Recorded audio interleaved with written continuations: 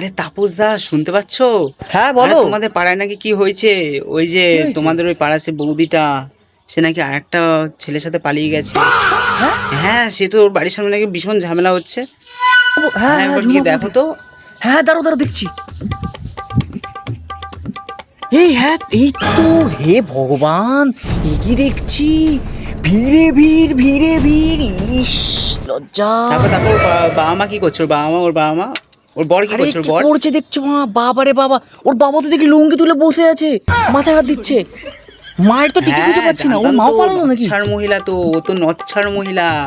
ওর কোনোদিন কোনো আক্কেল হবে না, ও তো আর আরে ও আমার বাবার দিকে তাকাতো কিরম ভাবে। তো সে ওই যে কি মাংসওয়ালা, মাছওয়ালা, ডিমওয়ালা, আমাদের পাড়ার মুদিখানা দাদুটার সাথেও তো লাইন ছিল। হ্যাঁ, এই আমার বাচ্চাটা সবাই 5 বছর বয়স, তার দিকে কিরম ভাবে তোমাদের তাকাতো পাড়া জানো? থেকে আসতো তো এখানে আমাদের এই পাড়ায় মুদিখানা করতে।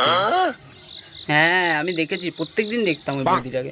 উনিও তো আমার দিকেও তো কিরম ভাবে তাকাতো একটা। ভাই কি বলবো বলো তো, আমরা ছেলে মানুষ, আমরা অত লোকের ব্যাপারে থাকতে যাবো না, ভেবে লাভ নেই। ঠিক আছে তাপস। হ্যাঁ হ্যাঁ হ্যাঁ হ্যাঁ, রাখি রাখি। ও আরে বাবুর মাও গেছে ওখানে, আমাকে না দেখে না, ঠিক আছে রাখছি।